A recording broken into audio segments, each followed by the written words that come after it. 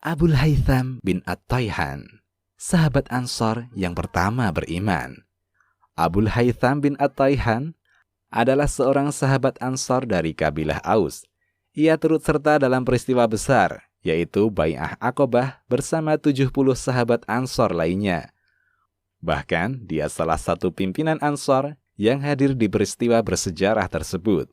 Ia juga turut dalam perang Badar, Uhud, Khandaq, dan semua peperangan bersama Rasulullah Sallallahu Alaihi Wasallam.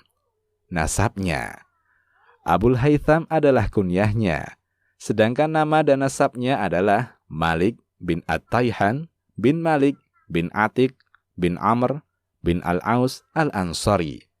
Ada yang menyebutkan bahwa dialah orang yang pertama membaiat Rasulullah di Baiat Aqobah kedua. Ibnu Ishaq mengatakan, Bani Najjar meyakini kalau Abu Umamah As'ad bin Zurarah lah orang yang pertama membaiat Nabi. Sedangkan Bani Abdul Ashhal mengatakan justru yang pertama adalah Abul Haytham bin At-Tayhan. Memeluk Islam.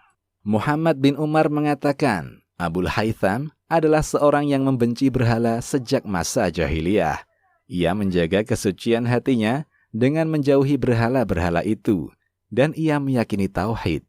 Dia dan As'ad bin Zurarah adalah dua orang pertama yang memeluk Islam dari kalangan Ansar. Keduanya memeluk Islam saat di Mekah. Lalu mereka bergabung dalam 8 orang pertama yang beriman dengan Rasulullah Sallallahu Alaihi Wasallam. Mereka semua beriman sebelum kaumnya. Dan Abul Haytham termasuk 6 orang Ansar yang pertama berjumpa dengan Rasulullah Sallallahu Alaihi Wasallam di Mekah. Kemudian mereka datang ke Madinah dengan keislaman mereka, lalu menyebarkannya. Muhammad bin Umar juga mengatakan, Abul Haytham juga hari bersama 70 orang Ansar di Baiat Aqobah kedua. Ia termasuk salah seorang dari 12 pimpinan Ansar saat itu. Rasulullah mempersaudarakannya dengan sahabat Muhajirin, Utsman bin Maz'un. Abul Haytham turut serta di perang Badar, Uhud, Khandaq, dan semua peperangan yang diikuti Rasulullah Sallallahu Alaihi Wasallam. Ada juga yang mengatakan orang Ansar yang pertama kali memeluk Islam adalah As'ad bin Zurarah dan Zakwan bin Abdul Qais. Keduanya datang ke Mekah menemui Utbah bin Rabi'ah. Utbah berkata kepada keduanya, orang yang salat ini menyibukkan kami hingga lupa banyak hal. Dia mengklaim dirinya seorang utusan Allah. Kemudian As'ad bin Zurarah dan Abul Haytham berbicara tentang tauhid di Yathrib atau Madinah. Zakwan bin Abdul Qais berkata kepada As'ad bin Zurarah tentang ucapan Utbah, ambil agama itu. Keduanya bersiap. Lalu pergilah menemui Rasulullah Sallallahu Alaihi Wasallam. Setibanya di Mekah, Rasulullah menawarkan Islam pada 2 orang ini. Keduanya pun memeluk Islam. Lalu kembali ke Madinah. Di Madinah, As'ad menjumpai Abul Haytham bin At-Tayhan. Ia mengabarkan tentang keislamannya. Ia sampaikan ucapan Rasulullah pada Abul Haytham dan mengajaknya beriman. Abul Haytham menanggapi, sungguh, aku bersaksi bersama bahwa dia adalah utusan Allah.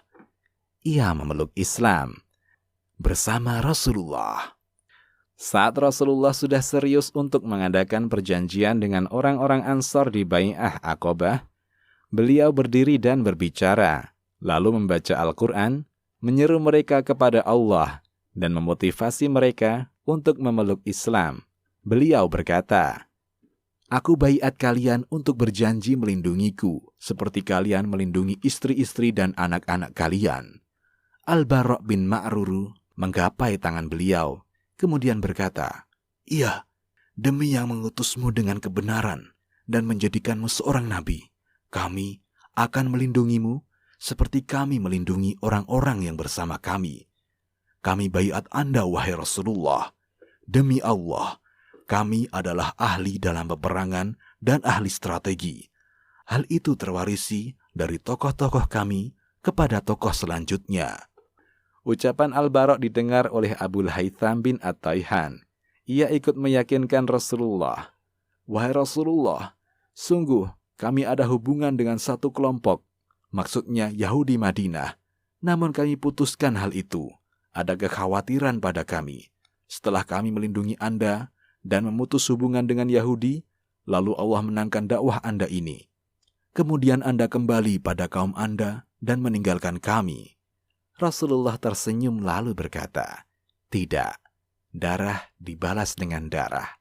Kehormatanku adalah kehormatan kalian. Aku bagian dari kalian, dan kalian bagian dariku. Aku memerangi orang yang kalian perangi, dan aku berdamai dengan orang yang kalian damai dengan mereka." Maksud Rasulullah, kalian tumpah darah melindungiku. Balasan yang layak juga adalah tumpah darah melindungi kalian. Kalian memutus hubungan dengan Yahudi karena Yahudi menolak Nabi. Aku juga memutus hubungan dengan Quraisy yang menolakku meskipun mereka kerabatku.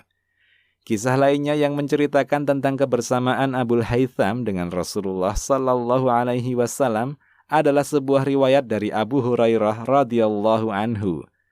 Suatu hari atau malam, Rasulullah sallallahu alaihi wasallam keluar bersama Abu Bakar dan Umar.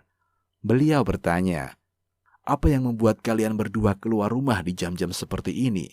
Keduanya menjawab, "Rasa lapar, Rasulullah." Beliau berkata, "Aku juga.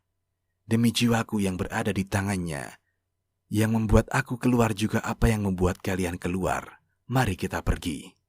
Keduanya pun pergi bersama Rasulullah. Mereka menemui seseorang Ansar. Ternyata sahabat tersebut sedang tidak di rumahnya. Saat istri sahabat tersebut melihat kedatangan orang-orang mulia ini, ia berkata, "Marhaban wa ahlan." Rasulullah berkata, "Mana si fulan?" Istrinya berkata, "Ia pergi mengambil air untuk kami." Lalu sahabat itu datang, ia melihat Rasulullah sallallahu alaihi wasallam bersama dua orang sahabatnya. Ia berkata, "Alhamdulillah, pada hari ini tak ada seorang pun yang memiliki tamu semulia tamuku." Ia menghidangkan wadah berisi kurma segar, kurma kering, dan kurma basah. Lalu berkata, "Makanlah ini." Kemudian ia mengambil pisaunya. Rasulullah berpesan, "Perhatikan, jangan sembelih yang bersusu." Ia menyembelihkan untuk tamu-tamu mulianya. Mereka pun menyantap hidangan daging kambing itu, ditemani dengan standan kurma dan minuman. Setelah kenyang, Rasulullah berkata kepada Abu Bakar dan Umar, "Demi Dia yang jiwaku berada di tangannya, kita pasti benar-benar ditanya tentang nikmat ini pada hari kiamat nanti. Kalian keluar rumah dalam kondisi lapar, kemudian pula dengan merasakan kenikmatan ini. Siapakah sahabat yang menjamu Nabi sallallahu alaihi wasallam? Abu Bakar dan Umar radhiyallahu anhuma ini. Dia adalah Abul Haytham Malik bin At-Tayhan radhiyallahu anhu." Wafatnya.